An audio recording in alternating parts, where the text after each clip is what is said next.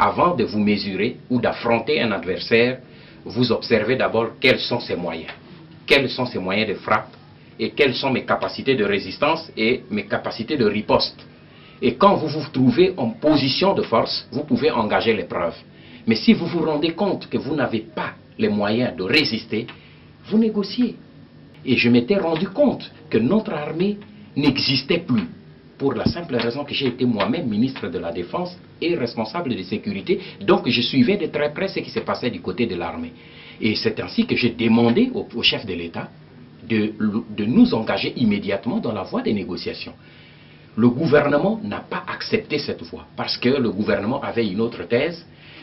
Le Rwanda et l'Ouganda étant des agresseurs, il n'est pas question qu'on négocie avec eux tant qu'ils occupent notre territoire. Je n'étais pas de cet avis parce que je savais la détermination qui était derrière. Et je me suis dit, quelle que soit cette position, moi j'engage, après avoir reçu le feu vert du chef de l'État, je me suis engagé dans cette voie. Je suis allé le voir la veille du sommet de Nairobi 1.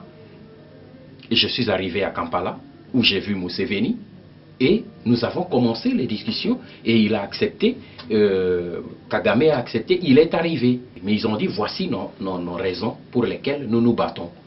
Sur ces points-là, si nous nous entendons, je crois que nous pouvons arrêter la guerre. Et en examinant ces points que je publie dans le livre, j'ai vu qu'il y a beaucoup de points sur lesquels on pouvait facilement tomber d'accord. Mais au moment où on devait aller avec eux à Nairobi, parce que Museveni avait dit, nous allons à Nairobi, nous nous entendons sur ces points et nous déclarons qu'il y a un cessez-le-feu. Et nous entamons directement des discussions.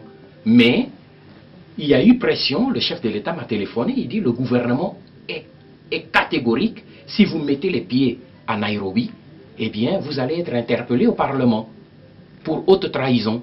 Parce que le gouvernement a décidé de ne pas négocier avec ces deux pays, vous engagez des négociations, vous serez interpellé.